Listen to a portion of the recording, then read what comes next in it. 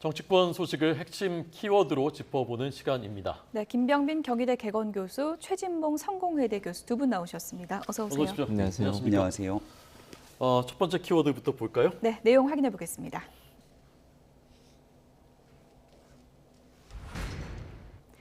네, 돌고 돌아 86그룹 맏형입니다. 누가 되나 했는데 우상호 비대위원장이 됐습니다. 최진봉 교수님. 네. 또 86그룹이냐 이런 얘기가 나올 수밖에 없을 것 같아요. 뭐 그런 얘기가 나올 수 있죠. 근데 이제 우상호 비대위원장은 사실 총선 출마를 안 하겠다고 했어요. 다음에 불출마 선언을 했기 때문에 그렇죠. 586 사실 이제 뭐 여러 가지 논란이 있고 이러지 않습니까? 본인이 출마를 안 하겠다고 선언을 했기 때문에 어느 정도 자유로울 수 있거든요. 그런 부분에. 그런 부분이 있는 것 같고 두 번째는 어쨌든 이번에 비대위가 혁신형 비대위라고 얘기는 하지만 실질적으로는 관리형 비대위를 할 수밖에 없어요. 왜냐하면 8월 전당대회 얼마 앞두지 않고서 비대위를 구성하다 보니까 실제적으로 역할이라고 하는 게 전당대회 잘 치를 수 있도록 룰을 세팅하고 또 진행하는 과정을 하는 것으로 역할이 국한될 수밖에 없습니다. 원외에서 오시는 분들 같은 경우 그렇게 짧게 2달 정도 역할하고 나가시라고 하면 오시기가 힘들어요. 그래서 이제 당내 인사를 찾을 수밖에 없었고 또 하나는 이제 좀 개파색이 옅어야 되거든요. 우상호 의원 같은 경우 개파색이 옅습니다. 그래서 이낙연계, 이재명계 두 개파 내 갈등이 있는 상황에서 어느 쪽도 더 가깝지 않은가요? 제가 볼 땐 그래요. 또 뭐 최근에 보면 이재명 의원에 대해 상당히 좀 뭐 비판적인 입장을 보이기도 했거든요. 예. 그래서 제가 볼 때는 어느 쪽에 치우쳐 있다고 보기가 어렵다. 그런 점이 좀 고려된 것 같고 또 하나는 원내대표까지 하면서 당내의 사정이 밝고 그다음에 어느 한쪽에 좀 강단도 있어요. 왜 이게 필요하냐면 양측이 강렬하게 부딪힐 때는 중심을 딱 잡고서 흔들림 없이 가야 되거든요. 원칙을 정해서. 그런 점에서는 우상호 원내 지금 이제 비대위원장이 아직 뭐 완전히 추인된 건 아닙니다만 적합한 인물이다 이렇게 판단한 것 같습니다. 인사권자처럼 설명하시는데 인사 내신 것 같습니다. 아닙니다. 제가 낸 건 아닙니다. 네. 자, 우상호 위원장 말을 한번 들어보고 예. 올까요? 자, 우상호 위원장 어제 발언입니까? 어제 오늘 발언입니다. 어제 발언 예. 들어보겠습니다. 아무래도 그 선거 패배로 지금 많이 이렇게 힘들어하고 있는 당을 수습하는 일이 첫 번째 과제겠죠. 그리고 전당대회가 곧 8월로 예정됐기 때문에 전당대회 준비를 잘 해서 새로운 지도부가 잘 선출되도록 관리하는 일이 또 매우 중요한 일일 것이고요. 말씀하시죠. 네.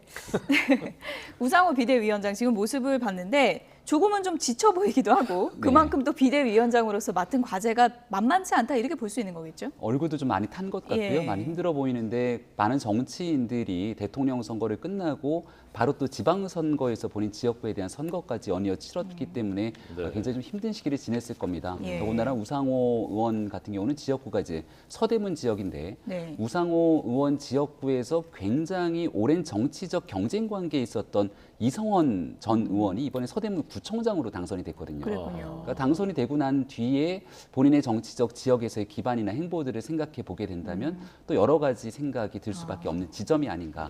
그러니까 대선 패배, 지선 패배에 이어서 당의 어려움을 수습해야 되는 상황들까지 막중한 임무를 맡게 됐는데 당내 상황이 굉장히 녹록하지는 않지 않습니까?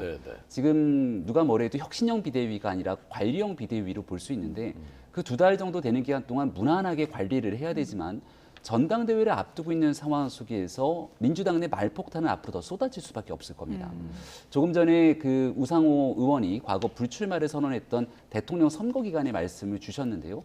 그때도 이 86그룹에 대한 용태, 그 정치개혁을 얘기했지만 이런 내용들이 일사불란하게 따라서 민주당 내 분위기로 확산되지는 않았습니다. 여기에 리더십을 제대로 형성할 수 있겠는가에 대한 걱정과 우려도 있기 때문에 아마 정말 힘든 비상대책위원회 2달이 되지 않을까 싶습니다. 네. 이게 보통 이제 이런 경우 독이 든 성배라고 하는데 이게 독이 든 성배인지 정말 독이 든 독배인지 모를 정도로 어려운 상황에서 맡았단 말입니다. 어떻게 잘 할 것 같습니다. 저는 뭐 잘할 거라고 생각해요. 그러니까 말씀하신 것처럼 아무도 맡으려고 안 해요. 지금 비대위를 맡아가지고 잘해야 우리 편으로 하면 본전이에요. 뭐 못하면 욕을 엄청나게 먹게 될 것이고요. 이런 상황이기 때문에 어느 누구도 비대위원장 하려고 하지 않을 겁니다. 2달 짧은 기간 동안 전당대 준비하는 역할로 끝날 수 있는 비대위를 누가 맡아서 하려고 하겠습니까? 네, 그러니까 우상호 의원 입장에서는 아마 당내에서 여러 요청이 있었던 것 같고 그럼 내가 아니면 누가 하겠냐 이런 마음으로 한 걸로 보여져요 저는. 예. 그래서 그 당에 어쨌든 본인은 이제 뭐 더 이상 출마를 안 하시겠다고 했으니까 정치를 떠나지만 민주당에 오랫동안 586 그룹으로서 역할을 해왔던 분이 원내대표까지 했기 때문에 당이 수습이 되는 걸 원할 겁니다. 그런 차원에서 본다고 하면 저는 뭐 당을 잘 추스려서 전당대회가 어떤 갈등의 요소를 최소화하면서 치러질 수 있도록 노력을 할 거다 그렇게 네. 보고요. 네. 아까 제가 말씀드린 것처럼 흔들림은 없을 거예요. 저는 그 부분은 제가 우상호 의원이 그렇게 할 가능성이 높다고 보거든요. 왜냐하면 양쪽에서 공격을 받을 수밖에 없어요. 근데 어디 막 휘둘리게 되면 그럼 정말 어려워지거든요. 근데 원칙을 정하면 그 원칙에 공격이 들어와도 그 원칙대로 가려는 그런 추진력은 있기 때문에 그런 점에서 우상호 의원이 비대위원장을 잘 하지 않을까 그렇게 기대를 하고 있습니다. 네. 그러니까 말씀하신 것처럼 제일 중요한 게 전당대회 잘 치르는 거잖아요. 네. 근데 전당대회 지금 신규 당원 투표권 문제가 인정 문제가 굉장히 지금 중요한 뇌관이 됐더라고요. 설명을 좀 해주세요. 3월 9일 대통령 선거 이후에 들어오게 된 신규 당원들이 상당합니다. 예. 이재명 대선 후보가 0.73%를 언급하면서 사실 대통령 선거에서는 이재명 의원이 나름대로 민주당에서는 큰 역할을 했다고 볼 수 있을 텐데 그 이후로 가입됐던 많은 신규 당원들은 이재명 후보에 더 가까운 성향이 아니냐 이렇게 볼 수 한 있겠죠. 20만 명 된다고. 맞습니다. 그러니까 적지 않은 숫자인 예. 것이죠. 근데 지금 현재 당원으로 가입하고 난 다음 6개월이 지난 사람에게 투표권을 부여하게 되는 현행 룰대로 진행을 하게 되면 예. 이분들에게는 투표권이 부여되지 않게 되는 거죠. 근데 이런 이 투표권에 대한 룰뿐만 아니라 지금 있게 되는 권리당원, 대의원, 여론조사에 대한 기준 같은 경우들도 국민의힘의 상황들을 예의주시해서 보면서 지금 고민들을 하고 있는 상황인 것 같습니다. 얼마 전에 민주당에 있는 한 의원이 저도 이제 국민의힘의 비상대책위원을 지내면서 여러 일들을 해왔기 때문에 네. 우리 쪽의 룰에 대해서 한번 물어보는 전화가 왔었습니다. 아. 그러니까 그 정도로 지금 룰을 어떻게 정리하는지에 따라서 민주당 전당대회에 미치는 영향 그리고 결과가 사뭇 달라질 텐데 네. 그렇다면 이러한 얘기들을 조금씩 꺼내게 되는 순간부터 예. 갈등은 더 증폭될 수밖에 없거든요. 네. 그러니까 선거에 연이어 패배하고 나서 혁신으로 나아가야 되지만 여기에 당내에 특별한 세력이 완전하게 힘을 구축한 상황이 아니라면 앞으로 이런 갈등의 모습들은 계속 더 두 달 동안 나타날 가능성이 매우 높다고 생각합니다. 네. 우상호 위원장이 민주당 색깔은 놓치지 않으면서 당을 수습하겠다라고 했던데 어떤 뜻으로 해석하십니까? 제가 볼 때는 이제 야당으로서 역할을 잘 하겠다는 의미라고 보여져요. 그러니까 민주당 색깔이라고 하는 게 이제 선명한 진보적 색깔도 있지만 네. 뭐 이런 표현을 저는 별로 좋아하지 않지만요. 민주당이 여당 때보다 야당 때 더 잘한다 이런 얘기도 있잖아요. 이제 그런 어떤 선명성과 투쟁성이라고 이렇게 할까 이런 부분인 것 같아요. 그러니까 네. 국민들이 사실 지금 민주당이 원하는 것은 윤석열 정부를 잘 견제해서 균형 잡힌 국정 운영이 되도록 해달라 이거 아니겠습니까? 네. 그런 역할 잘 하겠다는 의미라고 저는 봅니다. 그래서 네. 민주당이 뭐 야당 시절에 열심히 잘했던 그 모습을 다시 회복을 해서 네. 윤석열 정부가 혹시나 폭주하는 그런 일이 발생하지 않도록 네. 견제와 균형의 역할을 잘 하겠다 네. 이런 의미라고 보여집니다. 예. 다음 질문하시기 전에 제가 우상호 비대위원장한테 영상 메시지를 좀 보내겠습니다. 어떤 내용인가요? 자, 예. 영상 메시지 죠. 예. 우상호 위원장님, 어제 이 자리에서 비대위원장 누가 할까 이제 물어볼 때 제가 우상호 위원장님이 할 것 같다라고 얘기를 했습니다. 옆에 계신 분이 아니라고 그랬는데 제가 할 것 같다고 거절할 이제, 거라고 네, 예측을 얘기했습니다. 했었는데. 지금 저희가 이제 어제 인터뷰 요청을 했는데 23번째라고 합니다. 저희 프로그램이 23번째 지금 순서표를 받았는데 좀 땡겨서 여기 좀 일찍 나오셔서 예. 자세하게 좀 얘기해 주시고 제가 또 궁금한 게 많으니까 예. 저희가 여쭤보겠습니다. 예. 이상입니다. 예, 호주석의 그 영상 메시지 꼭 보셨길 바라고요. 네. 저희가 잠시 좀 섭외를 했고요. 어제 또 이재명 의원이 대선 후보 출신 초선 의원 아니겠습니까? 이재명 의원이 이제 국회에 갈 때 지지자들의 이제 화환이 쫙 있었는데 윤석열 대통령은 난을 보냈다 그래요? 네, 당연히 축하난을 이재명 신임 의원뿐 아니라 안철수 의원을 비롯해서 새롭게 당선된 의원들에게 난을 보냈다 이렇게 볼 수가 있는 것이겠고요. 화환을 쭉 지켜보면서 이제 팬덤 정치의 모습을 이재명 의원에게 그대로 이어지는 상황들을 많은 국민들이 지켜보지 않습니까? 이제 아이러니하죠. 지방선거에서 인천 계양을에 당선은 됐지만 인천 계양을 자리를 비워주면서 서울시장에 출마했던 송영길 후보 서울시장 선거에 패배했고 그 패배에는 송영길 후보만의 패배가 아니라 서울시에 있는 많은 기초자치단체장, 시의원, 구의원을 비롯해서 예. 전국 선거의 패배로까지 이어졌는데 이걸 이제 화환을 보내면서 축하의 일인가에 대해서 민주당 내에 많은 고민들이 있을 수밖에 없을 겁니다. 여기에 대해서 이재명 의원은 하지만 이런 일들에 대해서 크게 아랑곳하지 않는 모습들을 예. 보여주고 있는 것 같은데요.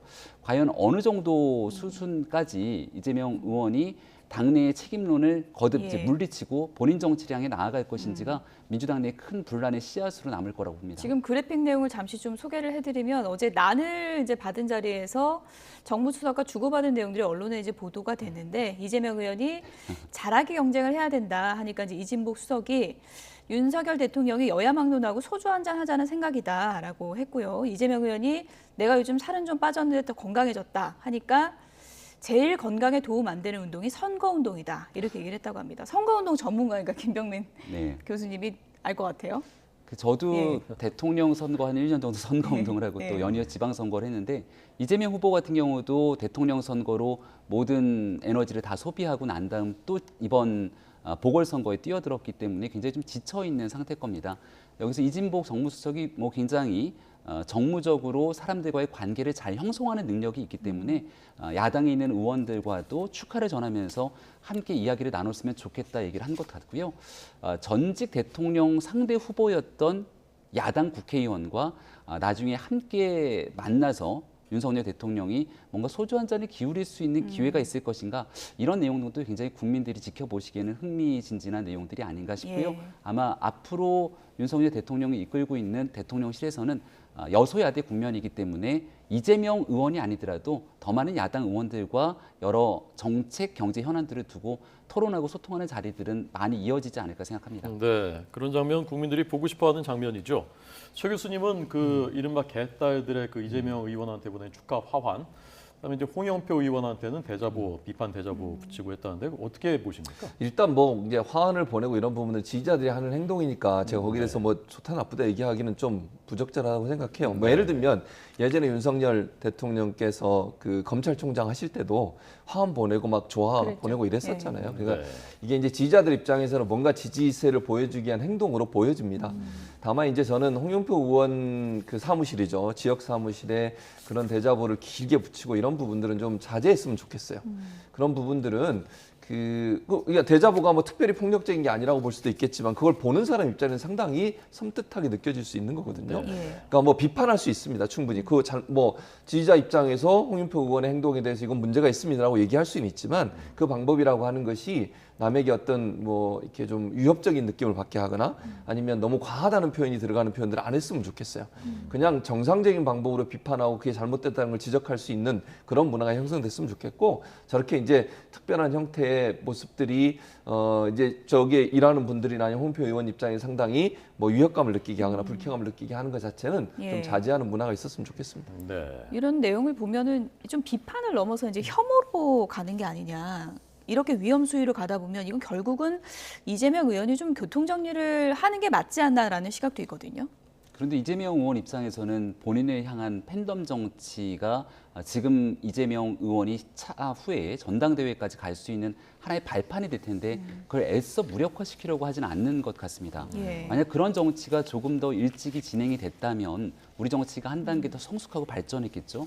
과거 2017년도 대통령 선거 때 문자 폭탄이 쏟아졌을 때 네. 이걸 양념으로 비유했던 또 문재인 대통령 당시 후보의 발언으로 굉장히 큰 혼란이 있었던 때도 있지 않았습니까? 네, 네. 이게 지금 결국은 한 걸음 더 앞으로 나아가지 못하고 있는 여의도 정치 국면에서 민주당 비상대책위원회 2달 동안 풀어야 될 제 첫 번째 과제를 꼽는다면 네. 이런 민주당 내의 비이성적인 정치 문화를 먼저 개선하는 일이 중요하다고 생각합니다. 네. 지금 보면 치매 환자 운운하게 되는 모습들 같은 경우에는 이거는 전국에 있는 치매 환자에 대한 비하 발언으로도 비춰질 수 있는 그렇죠. 상황 아니겠습니까? 그렇군요. 심각한 정치 문제에 대해서 자성하고 이걸 정화시키려고 하는 노력에 대한 민주당 지도부의 노력이 꼭 필요하다고 생각합니다. 네.